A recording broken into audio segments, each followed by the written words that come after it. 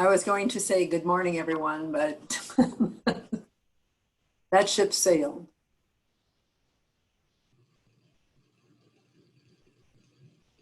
Okay, are they all in? Yes, everyone is connected.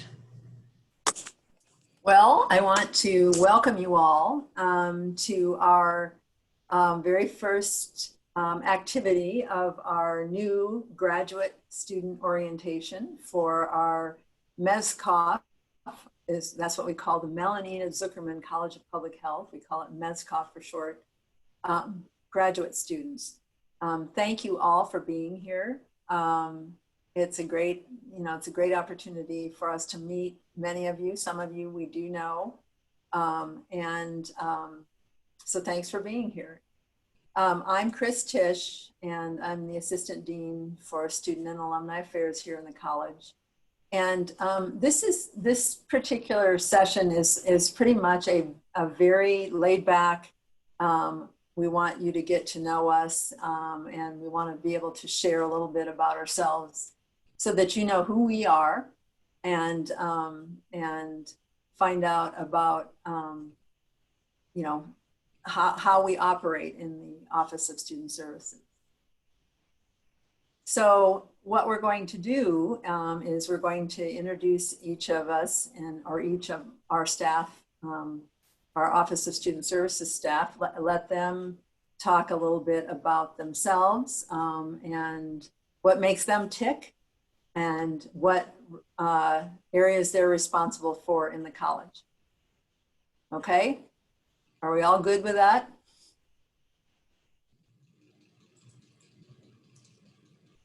So again, here we are in fall 2020, graduate orientation happening in a way that we never thought would happen, virtually.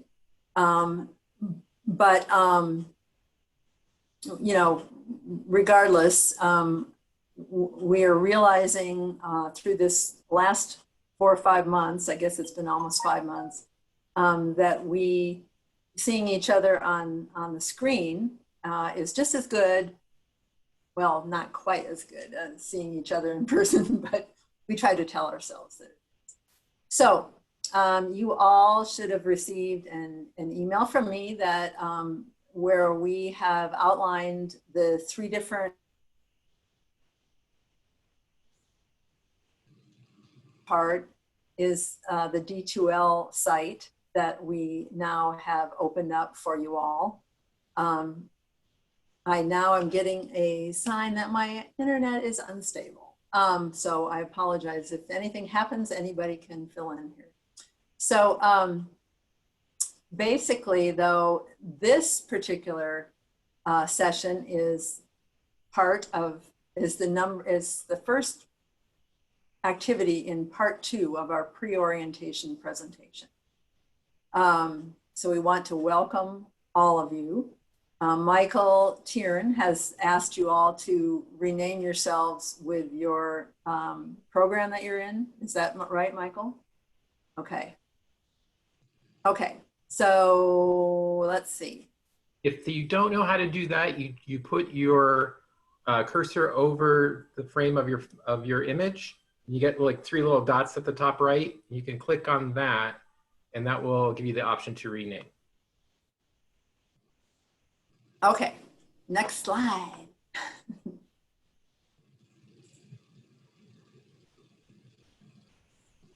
Next one. Okay. So before we get going, we want to acknowledge that the University of Arizona sits on the original homelands of indigenous peoples who have stewarded this land since time immemorial. Aligning with the university's core values of a diverse and inclusive community, it is an institutional responsibility for us to recognize and acknowledge the people, the culture, the history that make up the Wildcat community. And at the institutional level, it's really important to be proactive in broadening awareness throughout campus to ensure our students feel represented and valued.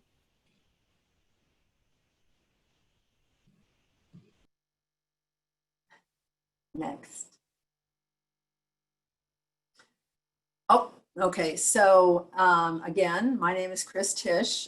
We thought what we would do here in introducing ourselves would be to talk about maybe something that is good that happened to us during COVID. And all I could think of is that I was sitting in a chair the whole time doing Zoom meetings. But then I remembered a very, very, very important thing that happened for my husband and me, and that is the arrival of our 7th grandchild, a girl after 6 boys. So she was very, very much welcomed by the whole crew, and we all have been excited to see her, and we're kind of scared to have the arrival of a baby during COVID, but everything went very well, and everybody's doing quite well. So now you have met somebody by virtually and by email and all kinds of ways possibly, and that's our administrative associate, Gisela Ochoa, who you see here in the center picture. Gisela, what would you like to impart? Hello, everyone. So yes, my name is Gisela Ochoa. I have been in this position for a little over 2 years now. It's always exciting to welcome new students. I work with the college on different aspects, but mostly you'll see me at the front desk of the Office of Student Services and Alumni Affairs when we are able to be back, hopefully. The picture you see here is a picture of me and my poodle. She's 6 years old. Her name is Chiquita. She's very fluffy. In this picture, she finally got a haircut after quarantine, so that was also like, I could tell she was struggling with the Arizona heat. And actually, fun fact, this picture was taken on Thanksgiving Day, and the day after this picture, I got proposed to. So my fiance drove up, and this is up in Pine Top, Arizona. It's snowy, so he drove up like all day on the snowstorm, and he proposed to me the next day, which was very exciting. But yes, I am happy to work with all of you. I completed my undergrad with MassCom back in 2018, and I recently got accepted into the MPH Health Service Administration online program. So excited to possibly have some classes with all of you if we interact with those online formats.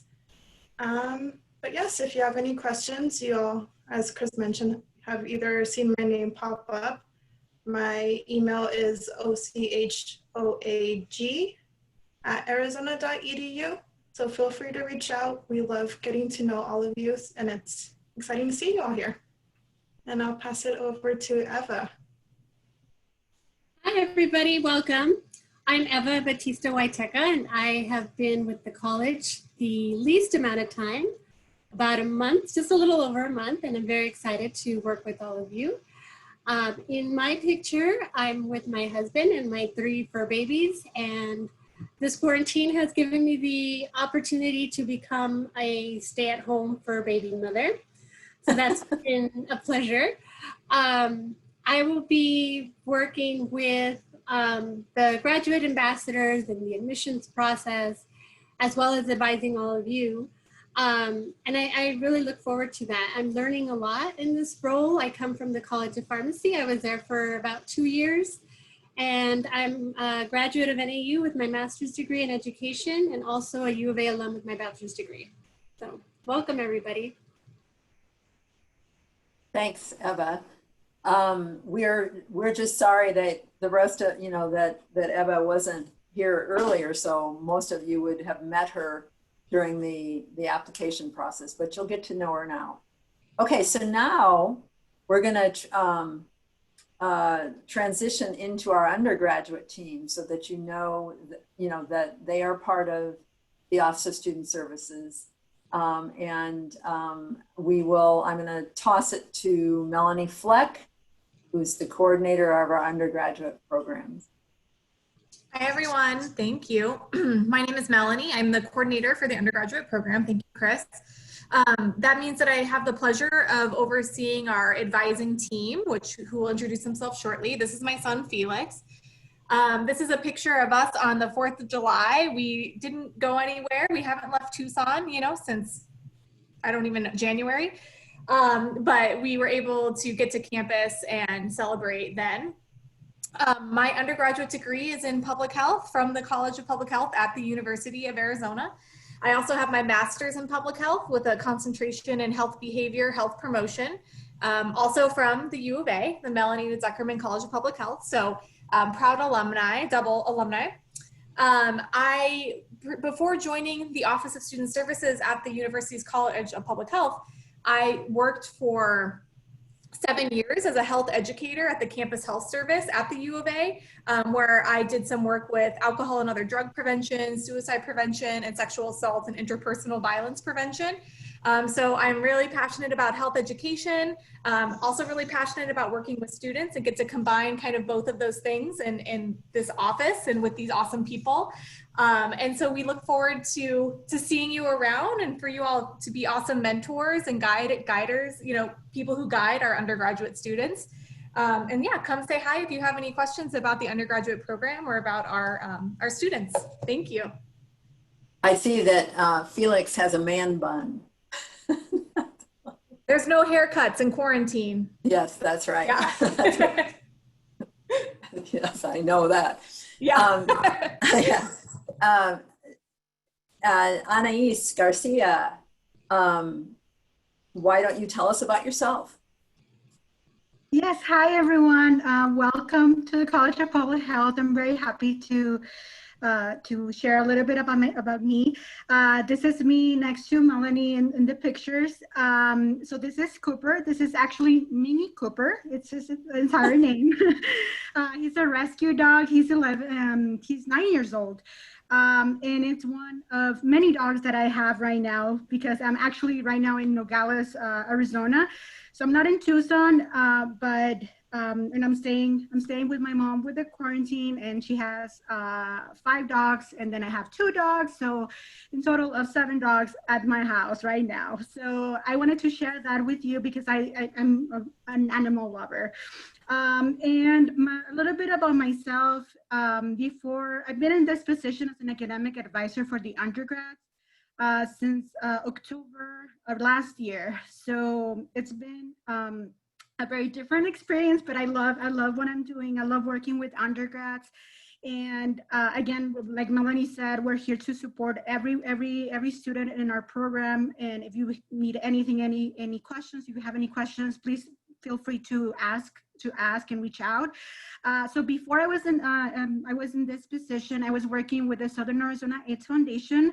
And before that, I was working with different organizations in Tucson. So that was my introduction to public health, because I actually don't have a degree in public health. My degree is in Spanish literature and Latin American studies. And then I continue with the master's in Spanish literature. So that's my academic history. But then I decided to take a break and started working with the community, with the Tucson community. So I worked with different coalitions. I worked with the Child and Family Resources, with other coalitions in Tucson, working with the community, especially with the Hispanic community in South Tucson. And then I started Southern Arizona AIDS Foundation, and it was a very meaningful experience. And I think all of those experiences have prepared me for what I'm doing right now. So again, if you have any questions or you want to reach out, I see some familiar names that were undergrads with us. So if you have any questions, we're still here for you, to support you, if you want to talk or anything, we're here. So yeah, so that's a little bit about myself. Thank you, Anais. We're still trying to talk her into a public health minor in her doctorate program or something like that.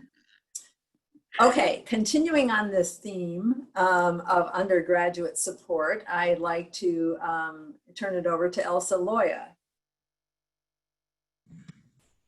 Hi, Hi, everybody. Welcome. My name is Elsa Loya. I'm one of the undergraduates academic advisors.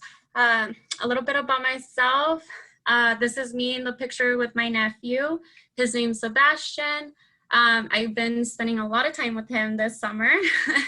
Since we've been quarantining, I've been watching him since my brother's still been working. So we've been doing a lot of different things. There was a period when we got like a little pool, we went swimming, and then we got over it. And then we also play outside a lot, and like he loves playing with the water and spraying me with the hose when he gets a chance. And then we also got some hammocks, so we spent a lot of time on the hammock, and we read books outside. So that's been some interesting things I've been up to this quarantine. Some other things I've done this summer is I got to go to Monument Valley up in like Utah, kind of ish. It's like right at the border of northern Arizona. And I got to go camping. It was a couple weeks ago, and I got to see the comet that, I don't know if you guys have heard, but there was like a comet that wasn't going to be around for like another like 6,000 or 7,000 years or whatever, but up there, and during the night the stars looked really, really beautiful, and got to see the comet. So that was a really awesome experience that I had. I also got news that my brother is having another baby, so there's gonna be another nephew or niece coming, so I'm pretty excited about that. This past weekend, I was like all my family's birthdays, because my sister, my brother, and my mom all have birthdays like right next to each other. So we got to celebrate that. My sister had been wanting to shave her head for a while now, for a couple of years. So she actually went for it this weekend. So that was really exciting, because I got to shave her head a little bit too. So yeah, and then a little bit about my background is that I got my undergraduate through the College of Public Health here at the U of A. So I went through the undergraduate program myself, and then I just got admitted to the MPH online health promotion program. So I'll be starting this fall. So I'm very excited about that as well. Before this, I was working in the early academic outreach office at the university for about a year. And before that, I was working with La Frontera as a case manager. And then I've been an academic advisor since November. So yeah, I'm very excited to work with everybody and get to know everybody that's coming on board, and excited for you to start this journey. Thanks, Elsa. I just realized I never knew you were gone. So you haven't shared that with me or broadly. So I'm glad you had a good time.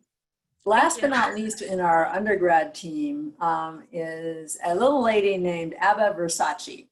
And a very, very cool name and a very cool lady. Abba, tell us about yourself. Hi, everybody. I have my baby intern here. This is Luca. It's very normal to see babies in our office. And Luca is maybe is it the eighth baby intern we've had in our office. And in the picture you'll see here, we are going for a walk in the desert. It was kind of before it got really oppressive and hot, but it's still pretty cool to get outside once the sun kind of sets, and just kind of get that nice outdoor experience. And Luca likes to go on walks with us and be worn, and that's what he's doing right now. This summer has been definitely very interesting. We had Luca in February, so having a baby and then the quarantine stuff happening. So hopefully he'll get to meet the rest of our family before he turns 1, we're hoping. I'm an academic advisor for undergrad students as well. I've been here with the college for almost 5.5 years. My background is in health education. My undergrad is in public health education. And I've been a certified health education specialist for 10 years. Previous to working at the U of A, I was at a medical school. And previous to that, I was working in the public health field as a health educator in nonprofits, the health departments, in corporate wellness, in hospitals. So just and before that, also at a school-based youth services program. So healthy youth leadership is one of the things that I love, and getting to do some sexual health education in that role as well. And we're just excited to have you all, and we welcome you. Sometimes you'll be in contact with our team as TAs working with our undergrads, and we're here too if you have any questions, and we're excited to have you. Thanks very much. So you kind of get the idea here. We're going for this theme of public health education and public health experience. Those are the folks who become employed here. So next, guess what? We're going to change to the graduate team. These are the folks who are, front and center in helping you all to attain and obtain and earn your degrees in the College of Public Health. So from left to right, we're going to go with Kim Barnes. And Kim, can you tell us what you're all about? I can. So my name is Kim Barnes. I am the Phoenix coordinator. I have been in this role coming on 10 years at the end of this month. So it's been a crazy 10 years. It's been a wonderful 10 years. And in my capacity as the Phoenix coordinator, I serve all of our health services administration students on both campuses, public health practice, our MD MPH program in Phoenix, along with working with faculty and doing recruitment and admissions and community work. And so I wear a lot of different hats here in the Valley, which is great. That's the kind of role that we need here. So anytime folks have questions, either Phoenix students or students who are interested in coming to Phoenix to do work or internships, I'm happy to help. I'm fairly engaged with our county health department here, and like I said, with our faculty and our student population. So this is a picture of my family and I. This was early on in quarantine. We took a quick trip up to Beaver Creek, which is about an hour and a half north of here. And it's a really easy walk down the embankment, and you're in the creek, and it's great. And my children love it. And it's a pretty nice spot. Not a lot of folks, which is why we chose it during quarantine, so we could avoid lots of people. And so I have 3 wonderful little children. Hudson is 9, Hendrix is 6, and Charlotte just turned 2. So they start school at the end of this week. So if you see me, my hair will be a little more pulled out, a little more gray, and I'll probably be like foaming at the mouth by the end of the week. But we're going to all get through it, and it's going to be a great experience and something new and unique that has never happened before. And we're trying to embrace the newness of it and the excitement of the things that we can learn. So I'm taking that into my role here as well. So questions you have, any ways you want to get engaged with Phoenix, that's what I'm here for. I'm also an alum of the program. I always forget to say that, and Chris, you always catch me on it. I'm an alum of the MPH program, Health Behavior Health Promotion, way back when in 2008. So again, it's a common theme you'll see with us. We love the program. We love what we do now with the program. And so we're all certainly happy that you have joined our program. Thanks, Kim. Well, I'm going to throw it to Tanya Nemec, who is our MPH coordinator. Tanya, take it away. Hi, everyone. I'm Tanya. I am the MPH coordinator for Tucson-based students. I will start where Kim left off too. I always forget as well, not forget, but forget to say it. I'm also an alum of the MPH program from 2015 in the Health Behavior Health Promotion concentration. I have a bachelor's in psychology, also from the U of A, so I'm a 2-time alum and a Wildcat for life. And my role, like I said, is the MPH coordinator. I also teach our online undergraduate human sexuality course that happens over the summer. So this summer was very hectic with both work and teaching in this new realm that we're kind of in. My photo here, I was, I guess, hanging out, not really babysitting. I kind of took my brother's dog for a little while to come hang out with me in Tucson. And I think that was nap 10 of the day. He's a very lazy intern. So that picture was to my brother, like, he's not helping me at all. What was the point? But so his name is Hunter, and he was my buddy and hanging out during quarantine. But I'm happy to have all of you guys here. Happy to work with you. Very excited to get to know you all. So welcome. Thank you. Okay, so next, Samantha Pierce, why don't you tell us about yourself?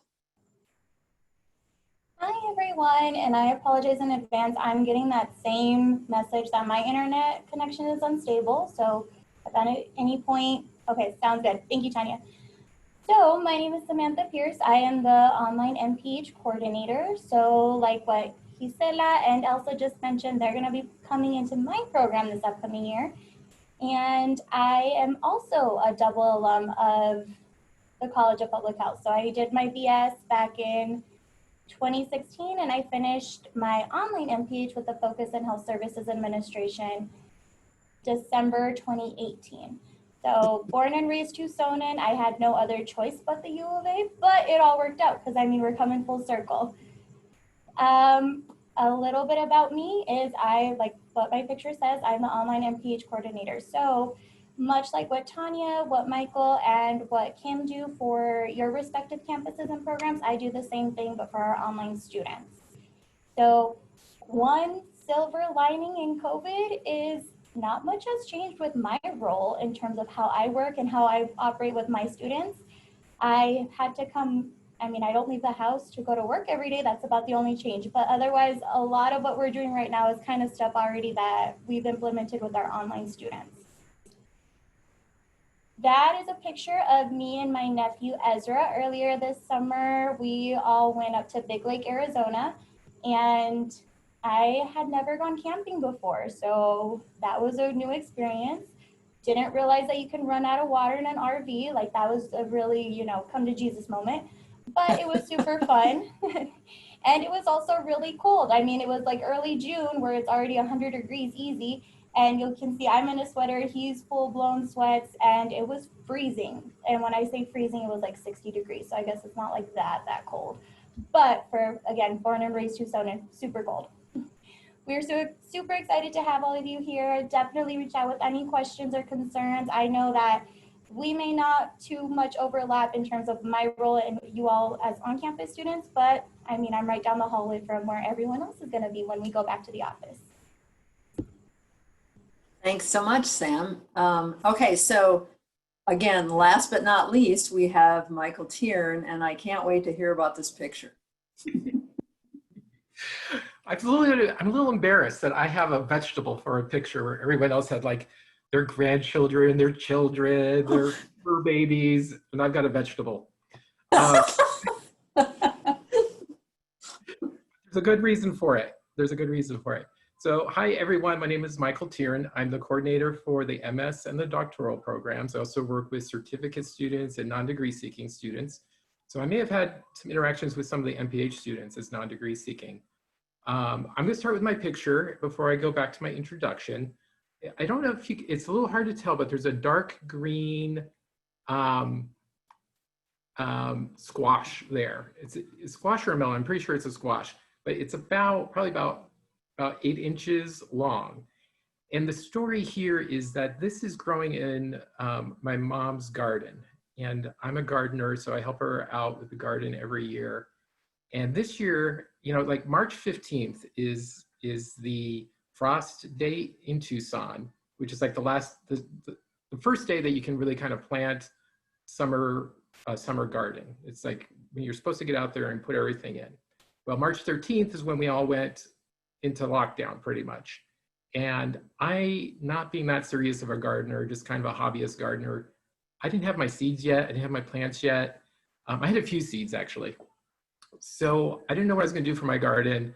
I'm out walking around the neighborhood and I see these little plants next to the dumpster. and they're obviously either a melon or a squash. So I'm like, I'm taking these. And I take them and I put them in my mom's garden, and they pretty much have taken over this 8x16 garden. There's like 5 of them, and they've just taken over, and I have no idea what they are. So I'm crowdsourcing this. I've done a little bit of research online. I have some ideas. I think I may know what, I have a couple ideas about, 2 or 3 ideas about what it might be. But I'm putting a call out to any gardeners out there today who know what that is or want to take a guess at what that is. So there's the chat at the bottom. You can click on that and put into the chat if you have any clue about what I'm growing in my mother's garden. Okay, so back to my introduction, and I'll check in at the end and see what guesses are, and I'll tell you what I think it is at the end. But yes, so my background, my educational background is in education. I have a bachelor's degree and a master's degree, both from Northern Arizona University in education. I've been with the college just about 6 years now. My anniversary is coming up next week, I think. And I've been in higher education for 16 years.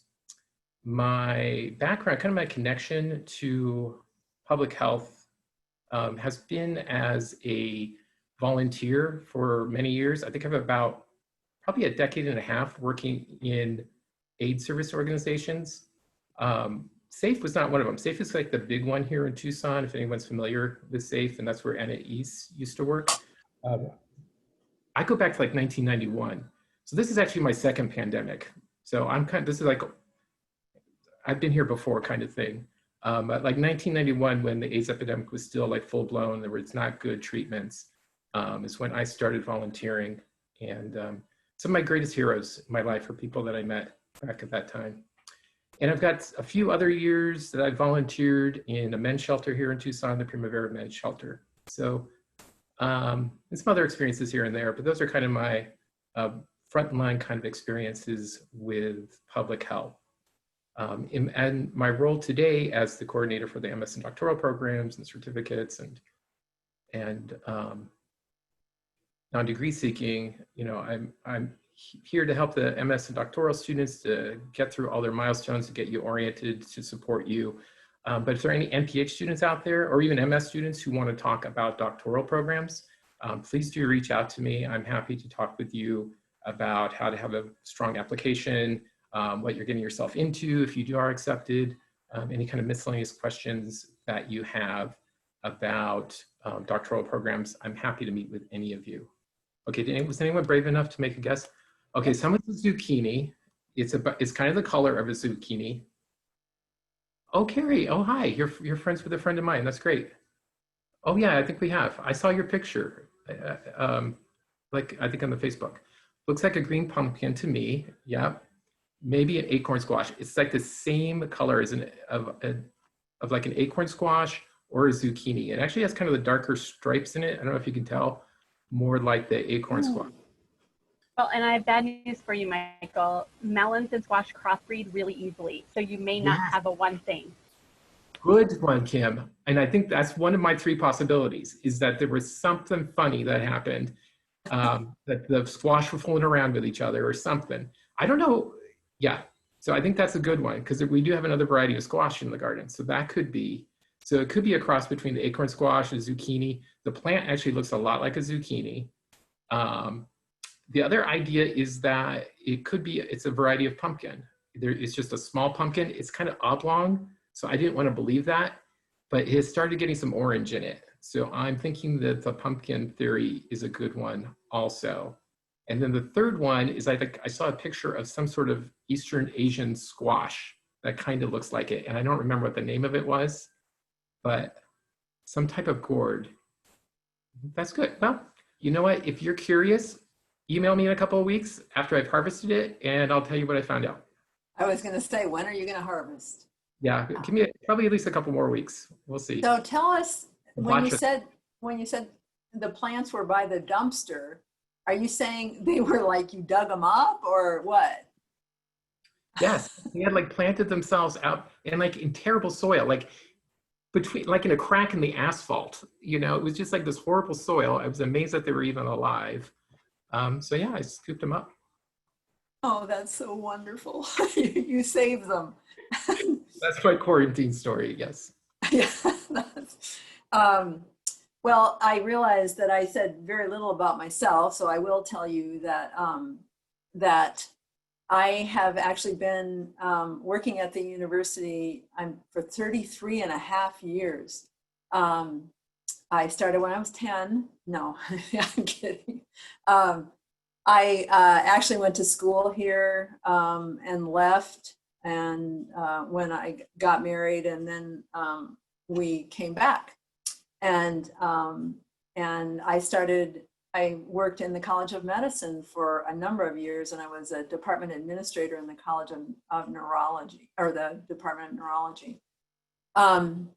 But about 26, 27 years ago, the College of Medicine and a number of people, a number of individuals within the state of Arizona thought it was way past time to have a College of Public Health in the state of Arizona. And so what happened at that point was they went to the legislature and started a program, graduate program in public health, which is the MPH program, and that started in 1994. There had already been a program in epidemiology that also existed within the College of Medicine. So that's about when I joined, was right as the college started. For about 6 years, we worked hard at making the case that not only should there be these two graduate programs, there should be a college that housed these graduate programs. And so in the year 2000, we became a college. The legislature voted to establish a college, and in came these two graduate programs and an undergrad program in health education, which had existed since the 1950s all over in different places throughout the university. So once it became a part of the College of Public Health, then that undergrad program grew for about 9 years and then started to wane. The enrollment started to wane, and so we decided to morph that program into an undergrad program in public health. And since the college has been established, we've also added other doctoral programs, one in biostatistics and one in health behavior and health promotion, and then a doctoral program in environmental health sciences. But additionally, we established a Doctor of Public Health program with two different concentrations, one in public health policy and one in maternal and child health. So in those some days it seems like many, many years since this happened, and some days it seems just like it was yesterday. But we've really grown fast. We're the only accredited, we're the only school of public health in the state, and have been a major player in the association of schools and programs in public health. I have had the pleasure and really great privilege to be part of something as wonderful as starting a new college, and watching and being a part of many students' ability, their career dreams and plans, and got to see lots of careers launched in the world of public health. Michael, do we have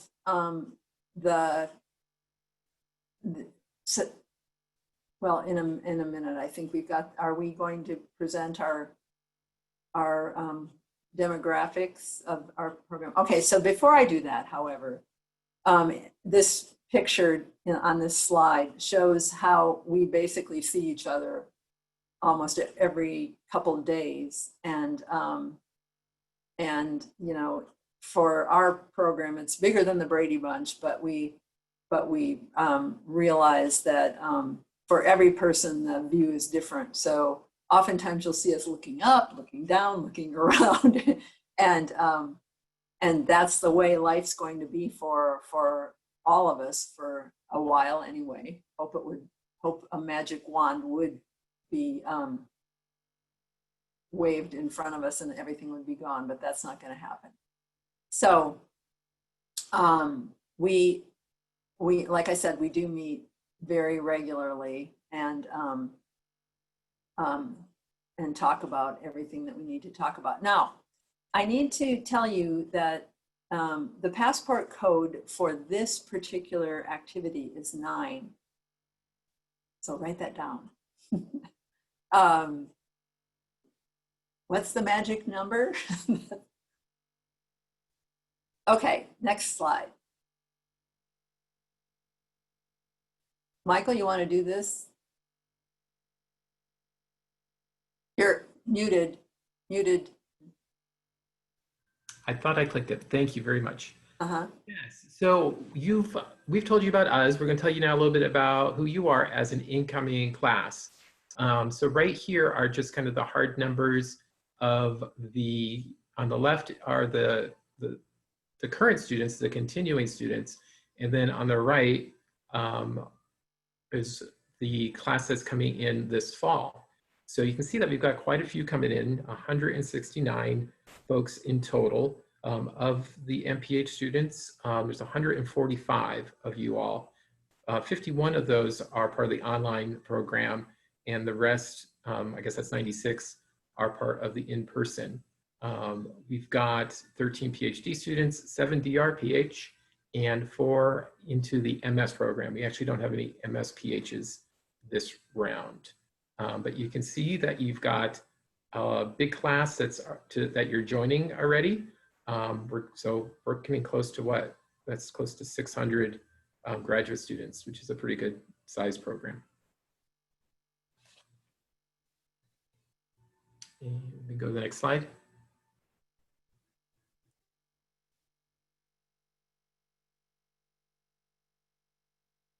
So, as you can see here, the incoming cohort, the languages spoken by you all account for 28 different languages, and they are included in the bubble here. So if you are a speaker of Swahili, there might be somebody else in the program or the college that you can talk to.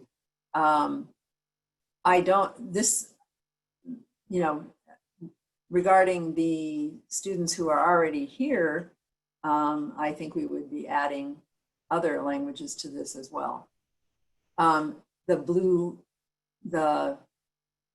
map of the United States is not a map of COVID, which we have been looking at for months and months and months, but it's kind of interesting that some of the white states where there are no people coming in are the states that actually don't have a big prevalence or incidence of COVID right now. So you can see that in relation to the geographic diversity of our incoming class, you're from all over the place is what I should say. I can't quickly see how many different states that is. Should be like a jelly bean. Look at this quickly and tell me how many states that represents. What else do we have? So that's what we know. Oh, the cohort comes also, I'm sorry. You guys can see that we've got some of you from South Korea, Pakistan, Nigeria, Nepal, India, 4 of you, and 156 from the different states, the 28 different states. Oh, I'm sure you were all sitting there saying, does she not see it says 28 states? But no, I didn't see that. Sorry. Okay. What's next here? Wow.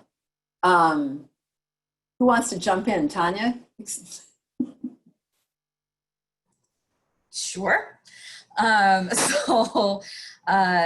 The median age of our new students across the board is 24, but you can see that master's level students have a median age of 23, 24, and a little bit older as we work our way up to PhD and DRPH.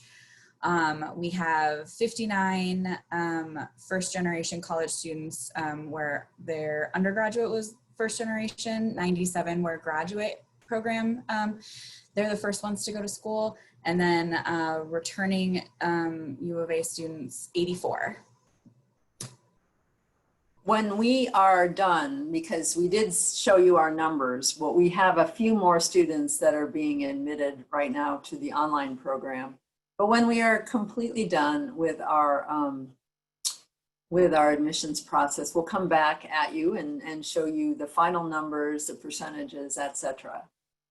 So this is always very fascinating to all of us. We always look forward to seeing the profile. Next slide, please.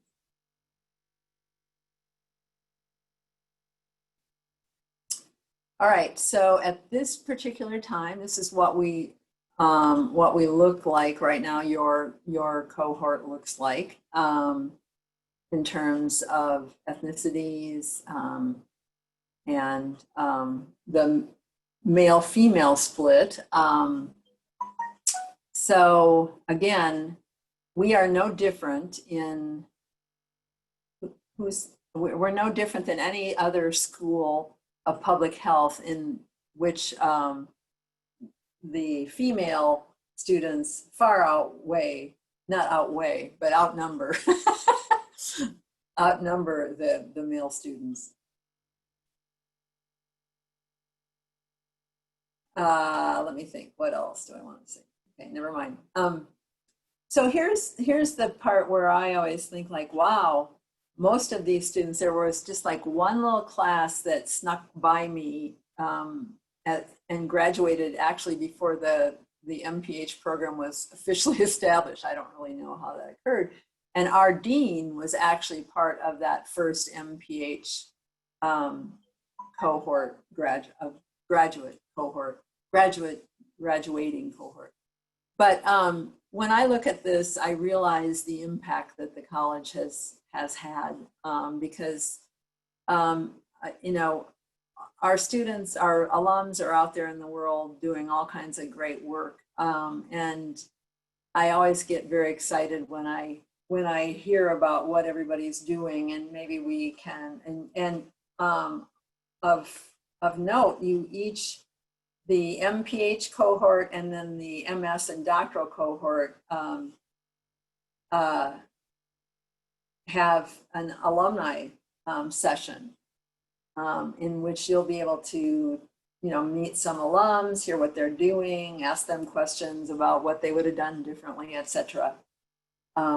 Anyway, so obviously the MPH program at the graduate level is the big producer. Next slide.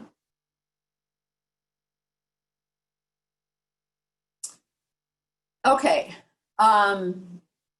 I hope that all of you have received a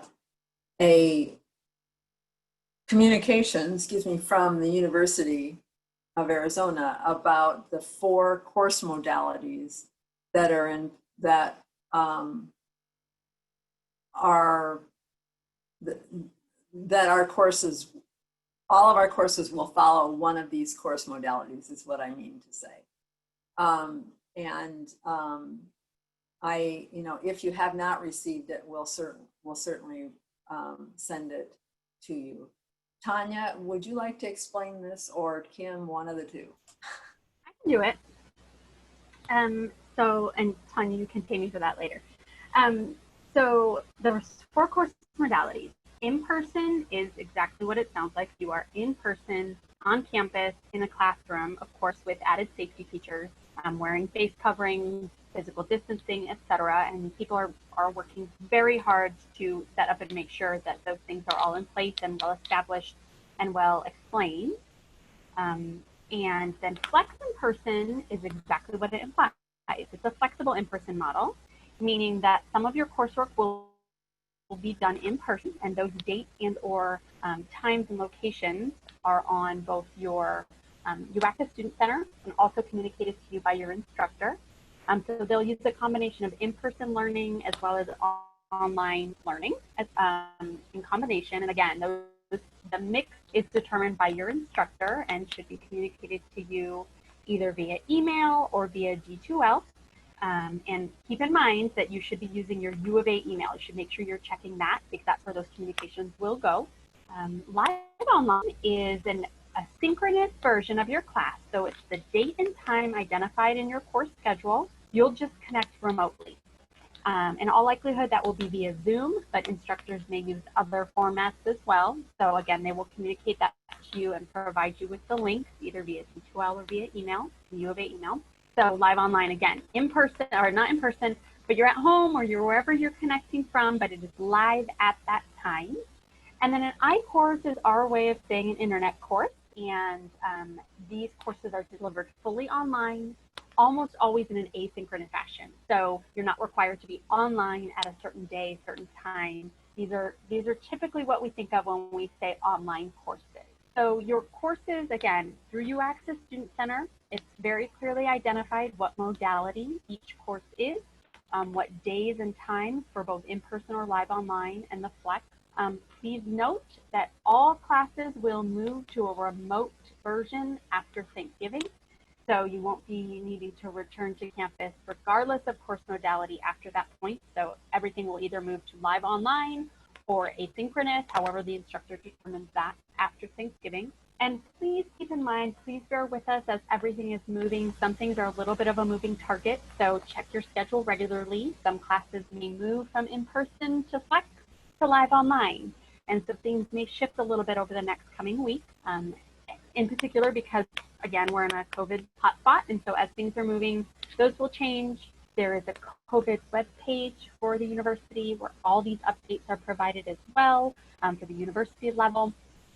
And then for our college, again, we will communicate these changes to you as we know them. We're using D12 for this orientation site. So if big changes happen, we will be sure to post it there as well, so you can have that information. But please just stay engaged. Use that U of A email because without it, you will miss things, especially in these next coming weeks. Your instructors only have access to your U of A email. So it's really important that you use that and that you're checking D2L regularly. So that's just a really quick snapshot. We wanted to make sure we mentioned these things to you. Forgive us when we use the terms interchangeably because they are new to us as well. So just kind of bear with us and be excited. I think this is going to be a really exciting semester, even though things are different than they've ever been. But that's not always a bad thing. We're excited. Thanks, Kim. I'm in the office today, and I every time I come in, which is not that frequently, I notice there are changes being made, and there are signs up, and there are instructional, placards, and so I can. As Kim said, I think that these things will continue to change until, and not until, all the way throughout the semester and maybe even into next semester, who knows. So we have to just continue to roll with the punches and follow the guidance that the university and the college is providing us. We do have, so we are realizing that our next presenter, I don't think has come yet. So let's take some time for questions right now. I'm here, Chris. Oh, Jenna, where are you? I don't know. I can see myself. You can see me. I'm here. I just joined because I just got out of a session. So go ahead and finish what you're doing. I'm in no time crunch. Wonderful. Okay, so here's the deal, guys. If you've got questions, you can either put them in the chat or send them to us. Go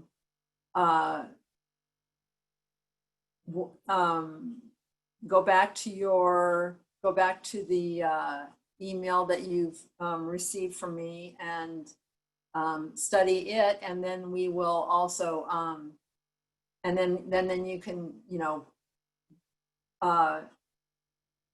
email us, you know, all your questions at once, etc., that kind of thing. But now I'm going to toss the microphone. I want to thank you all for being here for this hour, but I'm going to toss the microphone to Jenna Tesso, who is our mental health guru at the Health Sciences Center. So Jenna, tell us about yourself, and because you can do a you've got a far better opportunity to tell us all about yourself than I do. Sure, no problem. Let me get my screen sharing going on. I'm pretty good when it comes to mental health, not great with technology. So let's get that up and running, make sure we're good to go. All right, so thank you for having me. I'm Jenna Tesso. I am the mental health counselor from the Health Sciences Office of Equity, Diversity, and Inclusion. It's quite a mouthful. So I am available to meet with students from the health sciences, so including all of you anytime throughout your time here. A little later I'll go into exactly the services that are available and where you would go to basically get in touch with me or submit a self-referral and that kind of thing. So I've been with the university with the health sciences just a little over a year. So it's been a very exciting year. It's an interesting year to join with the transition to COVID and doing everything now. All of my services are on Zoom. I was located in the College of Nursing in a very tiny little office. Like social distancing was like, our faces were like 3 feet apart. So I'm not going to be going back to in-person probably anytime very soon, but hopefully one day. But just a little bit about my background. I did my undergrad at the U of A in Family Studies and Human Development. Then I was a child life specialist for a little while, working with pediatric hospice and the pediatric emergency room at Tucson Medical Center for about 6 years or so, the first 6 years of my career. During that time, finished my master's in social work and then started in on my doctorate in behavioral health.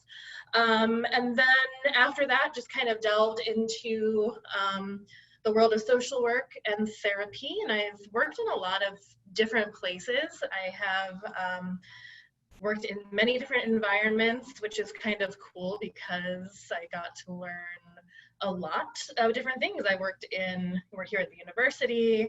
I ran a school counseling program out on the Yaqui Reservation, which was very neat because we built that program just from the ground up. I've done the hospital thing, community mental health. My most recent full-time job prior to this was I was the director of behavioral health at the Pima County Juvenile Detention Center, and I still do some work with them, and I've done that for about 5 years or so. And then I'm here at the university Monday through Thursday full-time, and then I also own a private practice as well. So in that practice, I specialize in traumatic grief, and I also have a staff of 4 clinicians under me who are working on their independent license as well, so I'm supervising them throughout that process. So I like to keep busy. I like to do a lot of different things. It kind of keeps me motivated and engaged. So, and I really enjoy the opportunity to be here at the health sciences because going into the health sciences, whether you're here in public health or nursing, pharmacy, medical school, it comes with, certain stressors that, maybe folks in some other areas of study don't have to face as much. So we wanted to have somebody really dedicated to just the environment of the health sciences and the unique situations that we might find ourselves, in this, working directly with with humans and the mental toll and emotional toll that can take on us. And we really have to look out for our own mental wellness and our own self-care. So that's my blurb about myself. So today, I think we've got about till about 5:45. We might wrap up a little bit early, we'll see.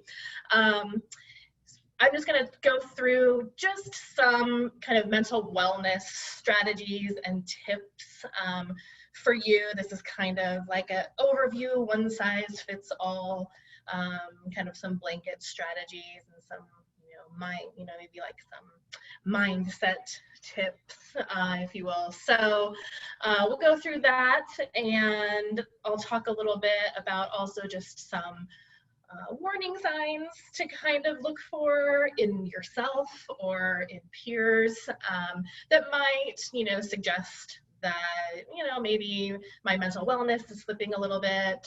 Maybe I need to reach out to somebody for support or engage in more self-care. And then I'll also walk you through how to get in touch with me if you would like to meet one-on-one. All right, and I'm gonna have to move our faces from side to side because I think my stuff goes. So, welcome to a whole new world. And this is really a whole new world for everybody because you're starting your graduate career during a pandemic, and I'm sure that's kind of not really what you were envisioning in your mind. And it reminds me, so this beautiful photo was taken a few years ago after being an Arizona native, lived here my whole life. I decided I was finally gonna go to the Grand Canyon. So my husband and I drive up there, we're super excited, and we get to the viewing point, and this was the view. We didn't check the weather. I'm not good at planning ahead apparently. And this was my view, and we were so disappointed. And he's from Turkey, and I was so excited to show him this cool thing in my state, and it was just I was devastated. So that's what I saw. So it wasn't what I expected. But we might see later that everything worked out. So this is going to be a very different experience, COVID aside and pandemic aside and having to learn in new ways aside. Already graduate school is a very, very different experience compared to undergraduate. And it's gonna look even more different now that, we're having to adjust and kind of pivot into this new thing. But that's okay. And we can try to look at it as something kind of exciting, almost like an experiment, I guess, that can be helpful.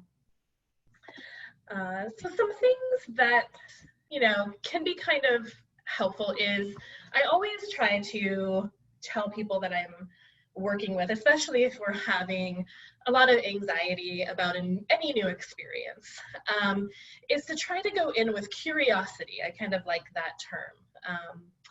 Because a lot of times we go into something, actually every time we start something, we go in with certain expectations. They might be realistic and things go according to plan, and that feels wonderful. But many times we actually go into things with really unrealistic expectations that are then not met. And then we're disappointed, we're not happy, feel like maybe we made the wrong decision. So I like to encourage people, if we can cast aside expectations at this point. And like I said, instead kind of treat it almost like a science experiment and be open to just, I'm gonna go do this and we're gonna see how this is. I feel like that can be a very healthy kind of mindset switch. Even if we're not anxious for anything new that we're kind of delving into, because it just opens us up to accept and be be at least accepting of what the experience really ends up being. And a lot of times then we can be kind of pleasantly surprised by how great the experience turns out to be. And something I always suggest to anybody who is starting out on particularly this graduate school journey, because it's quite the undertaking, and it's a big commitment of, you know, time, energy, money. Some of you, you know, probably have put other things in life on hold to come and do this. And at the beginning, it's really exciting, maybe a little bit scary, but generally pretty exciting, and we're feeling pretty motivated at the beginning. And with anything in life, the excitement wears off to a certain extent, and sometimes motivation will begin to wane. So I always suggest right now at the beginning of your graduate career, you don't have to do it right now, but at some point, you have a few minutes, you can just kind of write down to yourself, you know, why did I decide to do this? Why did I decide, yes, pursuing a graduate degree in public health is something I want to do? You know, whether it's where you see yourself in the future, whether it's in line with some personal value that you hold. If you can write that down, just kind of put it somewhere. You don't have to do anything else with it right now. But if you can put it in a place and actually remember where you put it, you know, there will be a realistic expectation is that sometimes there will be days that you don't feel very motivated and you feel discouraged or maybe even feel like quitting. And it can be helpful to go back and tangibly be able to look at that piece of paper and say, oh yeah, like I felt like this on this day, so much so that I wrote it down. That makes it real and not a false memory. And it can be really, really helpful to be able to go back to that and say, oh yeah, okay, I remember what led me here in the first place when we start to question ourselves when things feel difficult. So if you have some time and you feel like doing that, I do feel like that can be kind of a helpful little strategy to put in place. I think it's also important to remember that this is all pretty temporary, and at the starting gate, it can seem like, man, I've got a really far way to go. But then one day you're going to be at the end of it looking back, and you're going to be amazed that you did all of that and you got there. And so, and I say it's all temporary, not to be cryptic, but just to say, you know, enjoy it, because even though it is a big undertaking, it is, you know, a snippet of your life that you're going to be here at this graduate college and working and doing this great work that you're going to be doing. So just taking the time to remember there will be an end to it, especially on those hard days, and to really just kind of try to soak it up and enjoy it for what it is on the good days, for sure. And expect to succeed. So we're back to the Grand Canyon. So we were there, we were so upset, we had certain expectations that weren't met. And then the clouds went away and we saw this, and it was like a rainbow was in the canyon. It was so much more beautiful than I ever imagined it was going to be. So it was like, oh, it all worked out. So, you know, really having also these expectations of yourself, which is different from having expectations I was talking about earlier of more external types of things, but having the expectation that you yourself are capable of doing this, and that you're capable of succeeding, and that you're going to succeed. So practicing, you know, positive self-talk. We humans spend a lot of time, we don't even realize it, but we spend a lot of time in some pretty negative self-talk sometimes. So really putting in some intention behind, okay, I'm going to, you know, make sure that I think or say something nice about myself this morning before I get out of bed. Or even like, I'm going to kind of visualize something going really, really good today, just to start the day, especially in kind of a good vibe. As woo-woo as that can sound, I do find it to be really quite effective if we're willing to try that. And as well, also, you know, looking for the good and being grateful. And there is a ton written in like, basically, if you go and pick up any self-help book these days, it is going to talk about gratitude, listing out the things that we're grateful for. And so it does get kind of talked to death a little bit, but it is such an effective practice for sure, especially if you do it like every day. You know, like at the end of the day, if you just think of 3 things that went well that day or that you're grateful for that day. And some days it might be big things.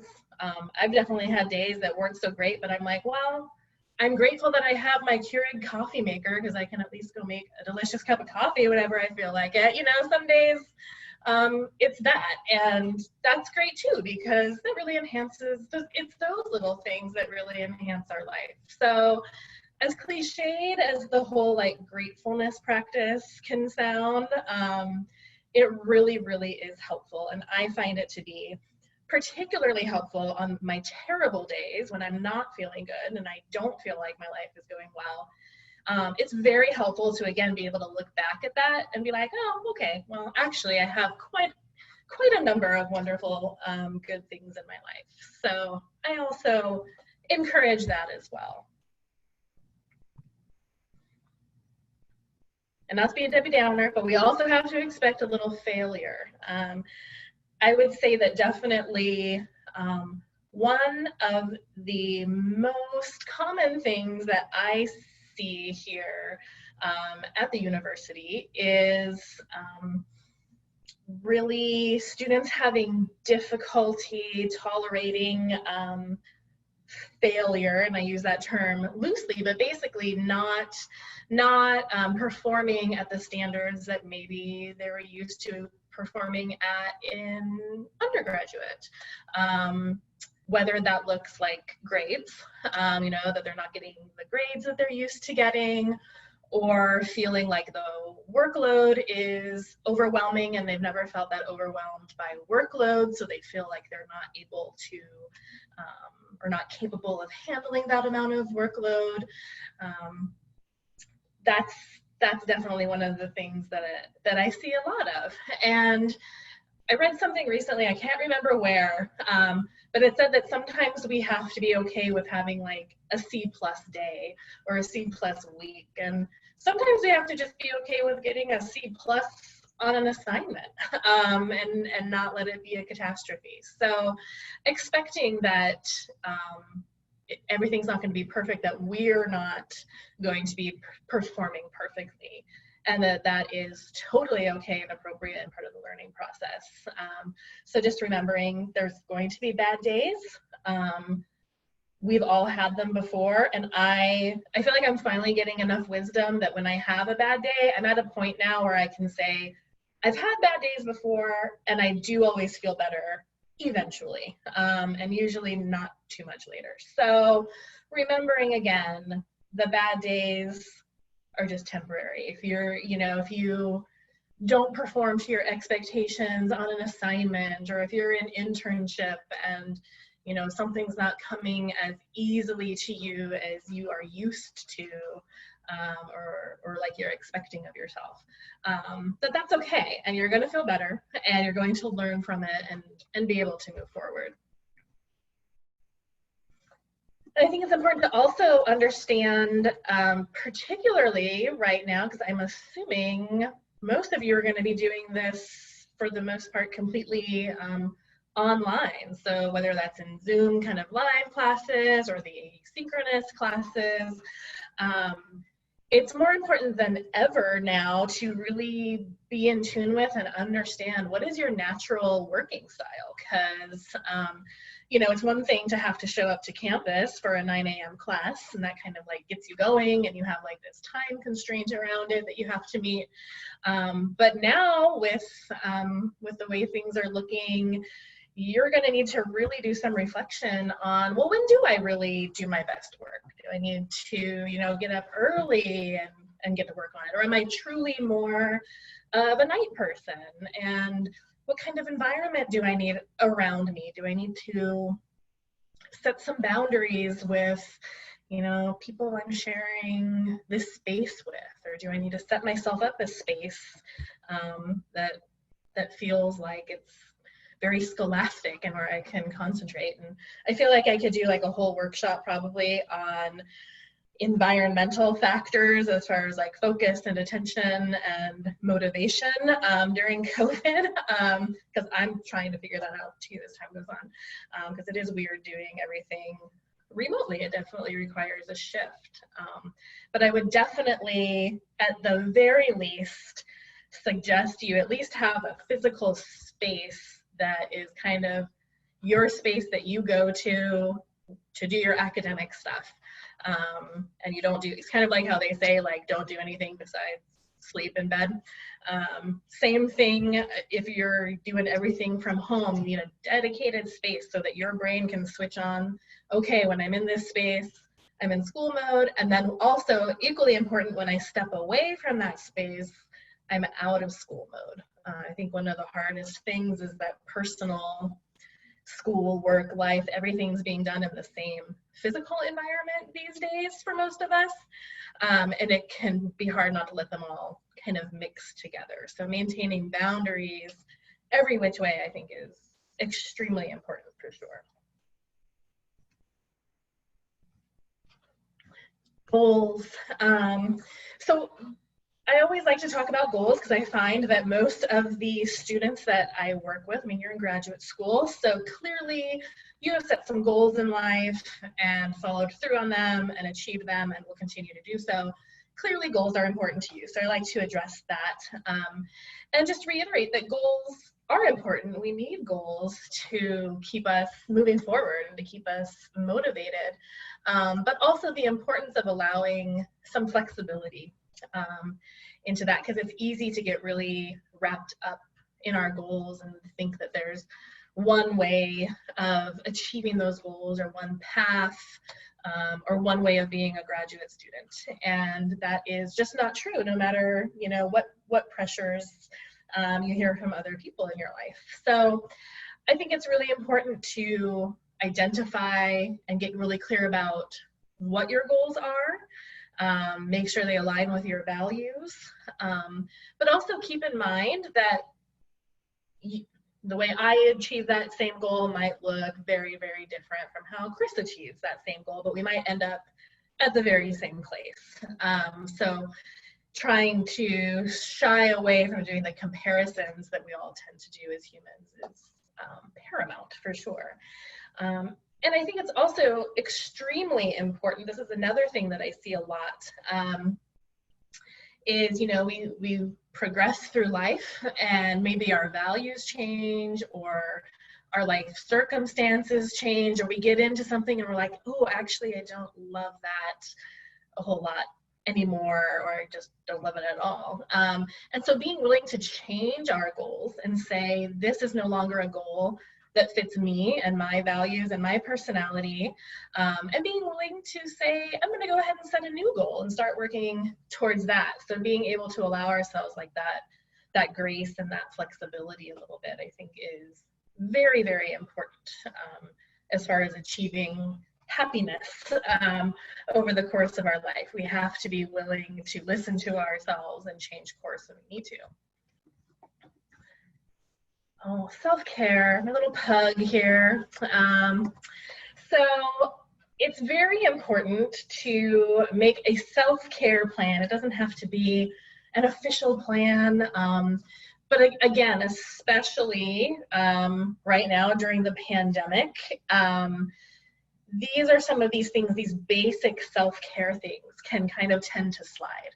And just with mental health and mental wellness in general, the very first things to go, so like these things I've listed here, nutrition, rest, and exercise, spirit, those are all of the things, as simple as they sound, when somebody is not doing very well from a mental health standpoint, almost every time those simple things are the very first signs. Like they tend to kind of be let go, they slide a little bit.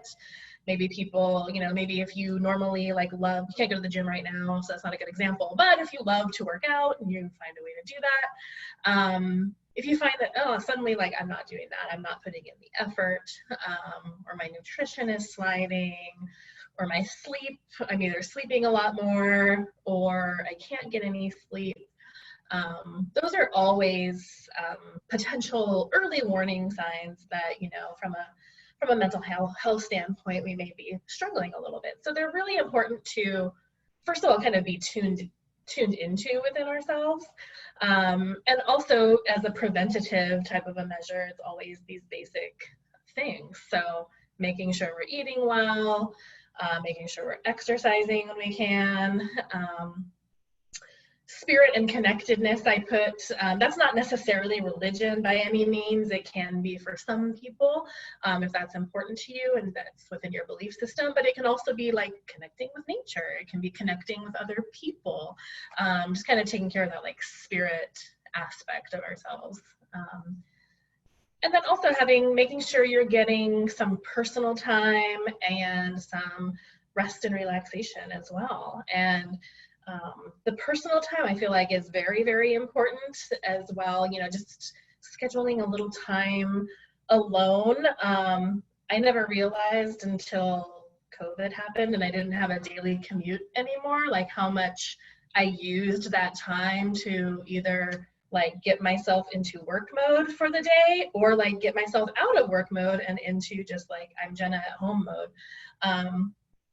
And I got really, like, to be honest with you, I got really mad at my husband a few weeks ago because we're both at home now and I love him and he's wonderful, but I need my alone time. And I got really mad because he went to the store like while I was in a meeting and I'm like, I didn't even get that 45 minutes without somebody here. So sometimes you might need to also kind of advocate for yourself of like, you know what, I need to shut off, I need some alone time. Can I go for a drive around the block? Can a roommate or, you know, whoever I'm living with go for a drive around the block? We have to carve out time for that now also more than ever. It's kind of a new little challenge for sure. And balance. I love this meme. I don't remember who this character is, but apparently people know who this is. Finding a balance, again, that kind of fits into the self-care piece. And again, especially right now, when I was told I got to start working from home, I was like, oh man, this is gonna be amazing. I'm gonna be so relaxed. Like I'm gonna have all this extra time because I'm not commuting. But pretty soon, if you don't kind of still pay attention to that balance between all these areas of your life with intention, they all just kind of blend together and you feel like you're not giving anything adequate attention. So trying to create these boundaries for yourself in terms of kind of like creating, like, I call them like time buckets. I don't know why I call them that, but just kind of these containers of time, if you will, even if you're just doing everything from home of like, okay, I'm going to try to dedicate kind of like this rough percentage of my time to my studies. And if I'm working, to work, and then also making time for myself and family and friends and self-care and hobbies, all of those things. You have to be a little bit more intentional sometimes if we don't have these built-in kind of time boundaries of you have to be here at 9 and then here at 5 and all of that. We have to create them ourselves. So that's something I've been working with a lot of students on since the pandemic started, is how can we create these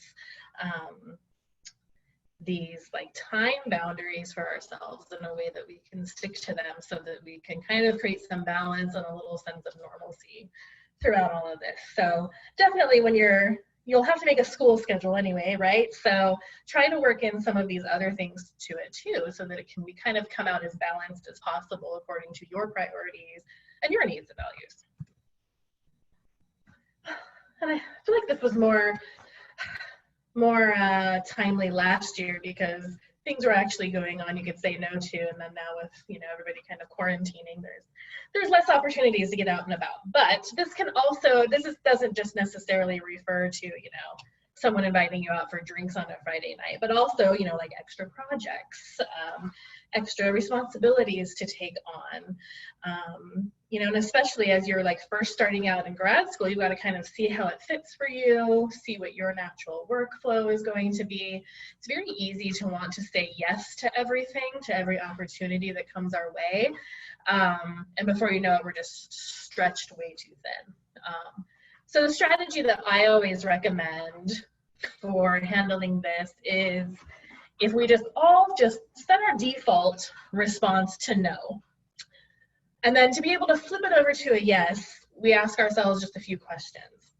And those are, okay, will this help me reach my goals? Is it something I'm going to enjoy? Or is it something that might just help me better myself, that has some sort of value to me? In that case, we can feel free to say yes. But if we're being asked to do something that we don't really want to do, it's not going to get us any closer to where we're trying to get to, and we just don't really see any value or meaning in it, well, then that would mean we're just saying yes to basically appease the other person. And that usually backfires every time, at the very least, kind of leaves us feeling burnt out and not having the energy to dedicate to these other things that are also really important to us. So that's kind of a strategy that I try to use for myself and that I always recommend to others. So goals, enjoyment, or something that would help me better myself. If so, go for it. If not, go ahead and let it slide, say I'm not available. And as my therapist always tells me, no is a complete sentence. So I try to pass on that, that wisdom from her. It's hard. And also just remembering that working to exhaustion is not a badge of honor. And that poor physical health is going to impact your academics negatively. It's kind of interesting. Oh, my cat's joining. This is Miley. I encourage getting a pet also for stress relief. So I will often come across students who are maybe on one hand just constantly working on their academics, just studying like with no breaks, hours and hours and hours a day. And they'll say like, oh, I want to go to the gym, that helps me cope, but I feel guilty if I go and I take that time for myself. And I always am trying to drive home this very real notion that, you know, if we're not taking care of our physical health, our brain can't retain the information anyway. So you're spending all of that time studying, and you're not getting a good return on your investment. So I always encourage students to kind of look at the self-care piece, you know, and being really in tune with how am I feeling physically? Am I exhausted? What does my body need? To think of that almost as part of your study plan, because the better that you feel, the more you're going to retain, the more you're going to be able to recall, the more energy you're going to be able to put into those big assignments. So I like to think of that as a part of the study plan, not that you have to give up on your studying time to take care of yourself. And that to also keep in mind, I also find that a lot of students kind of do the whole comparison thing where they'll see other students are spending, you know, hours a day studying or reading, and they don't feel like they need to spend that much time, but they feel like they should be. And we're also different in terms of the ways that we learn. So it's really not fair to compare yourself to anybody else. You know, put in the amount of time that you need to put in based on your own needs. Rather than feeling like you have to spend every waking hour doing it, because you're just another way to burn yourself out very quickly. Okay, so warning signs of some potential mental health issues. And again, the basics are the first to go. So kind of a lot of kind of physical processes, so sleeping. So sleep disturbances can mean either insomnia, I can't get to sleep, or I'm waking up all through the night, or I'm waking up really early and I can't get back to sleep. Or you might notice you're sleeping a lot more than normal, and that can be kind of an avoidance mechanism perhaps. But either way, if you find that you're either, you know, if you notice a shift in your sleeping habits one way or the other, that can be indicative of something more going on. Or same thing with change of appetite. Sometimes, you know, you might self-soothe with food, or you might start restricting your food quite a bit, or you just don't have much of an appetite. That can go hand in hand with anxiety, depression. all kinds of stuff. So it's another thing just to kind of keep an eye on. If you notice just kind of persistent low energy and motivation, we all have days here and there where we feel that. That's totally normal, especially right now. We're spending a lot of time at home. Things are uncertain about the future long term. So that it's very natural anyway, and especially right now, to have those days every now and then. So that's not as worrying as, you know, I would be more concerned if you're noticing like, oh man, like the past, you know, 2 or 3 weeks, I have no motivation to do anything. I'm not, you know, not reaching out to my connections. I'm not doing the things I enjoy. I'm not doing my schoolwork, that kind of stuff. If you notice you have no motivation to do that kind of stuff, that's definitely a pretty big sign that something's going on. Anxiety often can come in and kind of, you know, paralyze us in terms of moving forward and taking action, can cause us to engage in a lot of kind of avoidant behaviors. So that's something to keep an eye on too. Like, is my anxiety keeping me from doing these things that I need to do? Am I not doing assignments? Am I not doing my readings? Am I missing class or missing internship? Something to look at as well. And then, of course, anytime you're experiencing suicidal ideation, obviously a very, very big warning sign that something is off, and it might be a good time to reach out for some support. Passport code. I hid it amongst the slides here. So passport code for this session is 2. Passport code is 2. Okay.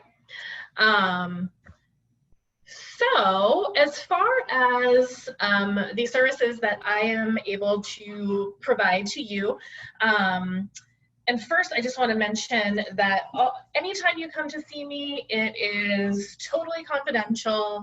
I use I am not associated like with the main CAPS on campus. I am like my own little silo over here. I use a totally different charting system and medical record and all of that. So when you come and see me, it does not become a part of your student record at all.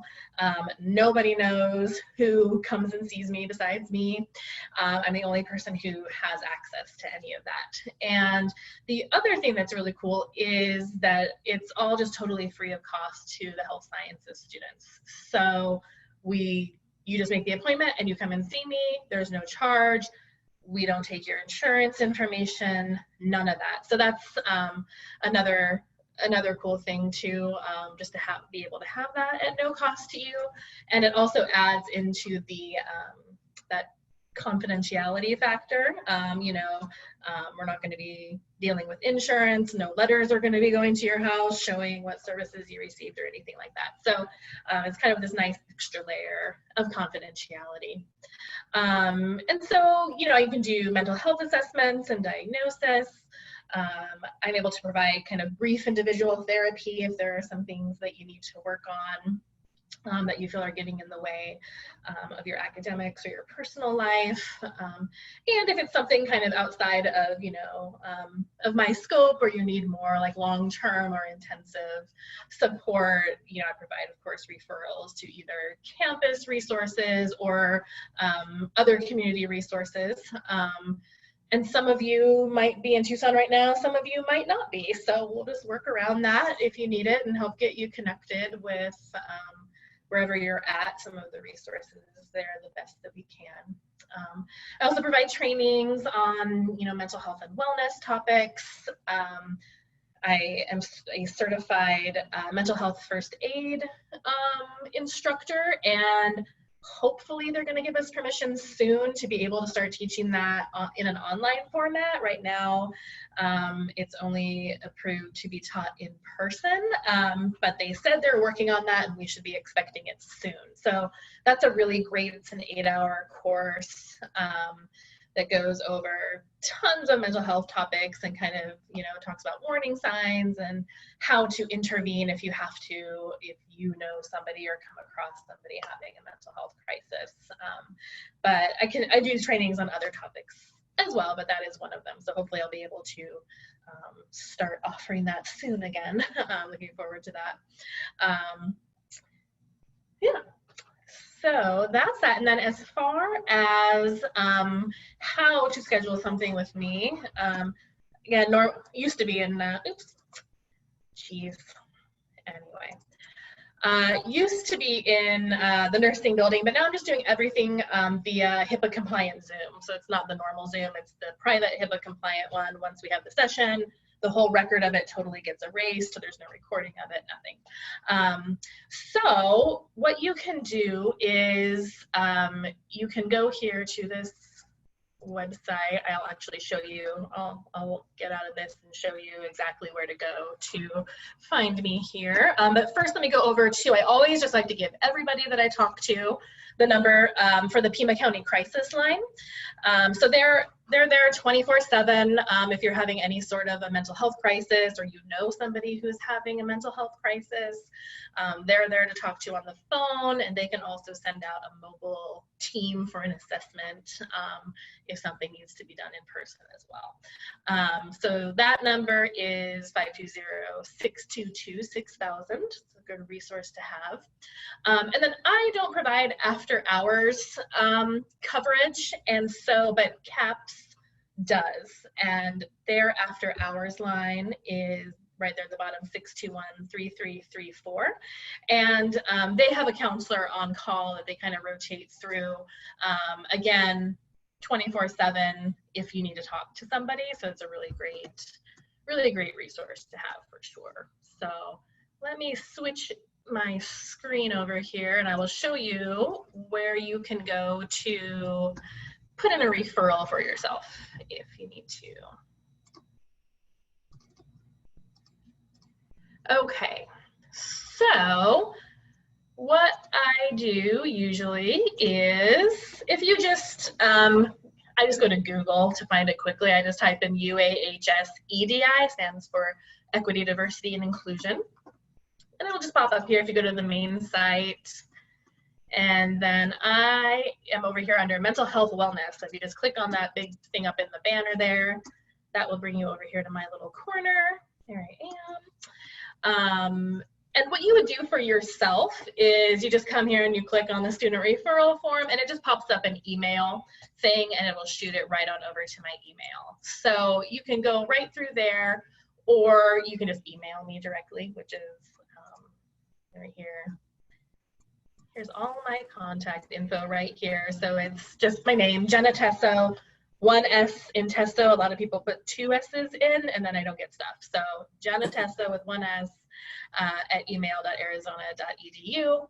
Or you can also still, if you prefer to call, although email I usually will respond quicker, I'm still able to access that phone line and get my messages and stuff. So that is 520-626-3812. But if you get over to the UAHS EDI website, all of that information is there all the time. So that is that. So let me stop my share here so we can get back in control. All right, we've got 3 more minutes. So any questions from any students that I can answer about our services available or anything like that?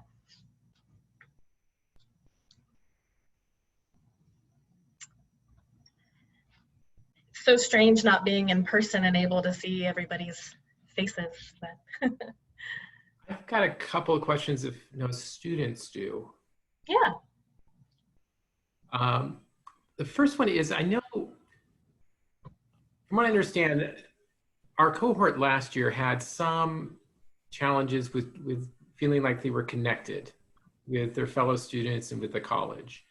And it seems like with a lot of things happening in distance education, that's going to be even a bigger problem or a bigger challenge this year. I know, like, I've had to be very intentional about creating connections for myself because I live alone. Yeah. Do you have any recommendations about along those lines? Yeah, I think that is going to be one of the biggest challenges for sure. And that is something I saw last year in the public health college and just across the health sciences. It was probably the biggest theme that I saw was not feeling, connected to other students in the programs, because it's easy to kind of put the blinders on and just focus on, okay, I've got to do, check off all this stuff I have to do on my checklist and not really look around at us. So I think you're right, Michael, like we have to be very intentional, like all of us right now, because it's not easy. You can't just necessarily say, hey, let's meet for a coffee after work or after school on our way home anymore. You have to put a lot more effort into it, and it can be hard to even get the motivation for that effort too. So one thing that I've tried to do is kind of schedule, even if I'm not scheduling like an actual time that I'm getting together with people in my circle, I'm at least scheduling and putting it literally on my calendar. Like, okay, I'm gonna reach out to like this many people on this day. Almost like how they say, schedule your workouts so that you make sure you'll really go and do them. So I find that that's kind of helpful in keeping myself accountable for doing my part, for sure. And I think that's going to be kind of just across the board at the university. One of the big challenges is how to create a sense of community among students. And so I think it would be very cool if, if students within the colleges, if there was some sort of, just kind of group. I know we've talked in some of the colleges are talking about doing kind of like a mentorship program, but anything that we can do that's kind of more informal, I think is good too. So we'll have to get kind of creative and, maybe be able to facilitate some things, through the college. But I think right now connecting, even if it's like connecting through social media, like, even if you're looking at kind of like the roster, like I can see everybody's names right now, as weird as it can feel, like maybe I would be like, okay, I'm gonna see if I can find Samantha on Facebook or on Instagram or whatever, and I'm gonna send a request and at least try to connect that way and maybe start a conversation. So it's definitely, kind of uncharted territory. So it's gonna definitely be requiring more initiative, because we're not going to be just in the spaces to be able to do that. So I think, and two, with students, a big part of it is like maintaining the connections with who we already have connections with, while also reaching out to the new people we're connecting with as well. So trying to maintain a balance of like staying connected to my current connections, but also like I'm going to push past my comfort zone and just like reach out a little bit to somebody new. I think we all have to do that right now, even though it is a little uncomfortable, but you'll survive it, I promise. And then you'll know you can survive it and it'll be easier the next time. All right, any other questions? I wanted to put a plug in for the mental health first aid course. Several of us took that course and actually very soon thereafter had to use some of the skills that that we learned. Yeah. It's a great training. Yeah, it's 8 hours, isn't it? It is. Yeah, it's a commitment. So yeah, it is a commitment, but it was well worth it. Yeah, I'm very excited, and hopefully it will be soon. The last time they emailed all the instructors, they were saying they were hoping end of June, and obviously that didn't quite come together. So hopefully they're very, very close to being able to roll that out. And I think they were talking about they're going to make some of that kind of like asynchronous, so you would kind of do some prep yourself. So I think it would cut down on the 8 hours, because you do some of that beforehand on your own time. So the actual in-person Zoom training will be not 8 hours at a time or 4 hours at a time. Will be broken up a little bit more to make it a little bit more manageable, for sure. So I will definitely keep you all apprised of as soon as I hear about that. For Great. sure. Awesome. All right. Well, I'm not seeing any other questions. So thank you all so much for having me. Good to see. I really wish we could be in person. I miss, it's hard for a therapist. I'm around people all the time. It's really weird to not be around people. I wish all of you the best of luck. Please feel free to reach out at any time if I can be of support, and have a fun semester. This will be quite the adventure. Thanks so much, Jenna. That was terrific. Thank you. Thanks. Bye. Have a good one. Bye. Bye. All right. Who can remember our schedule for our next event? For the MS and doctoral students, we'll be meeting on Thursday at 5 o'clock, and I'll be presenting about things that you really need to, things that I suggest they concentrate on their first year. So not everything, just what they should be thinking about at this time. Okay. And for MPH students, Kim and I will be presenting on Thursday at 5 o'clock for tips for success in the MPH program. Both sessions are extremely valuable to you all as you begin your program. So, you know, if you're there, it can be an interactive situation, right? Okay. Well, again, thank you very, very much for gracing us with your presence today. We've really looked forward to it. It's a little bit earlier than we normally connect with our new students, so this is great. Stay safe.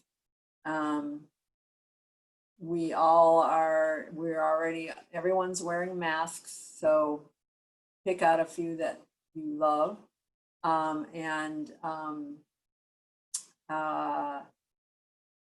We'll see you soon. How about that? Anything else that we've forgotten? All right, guys.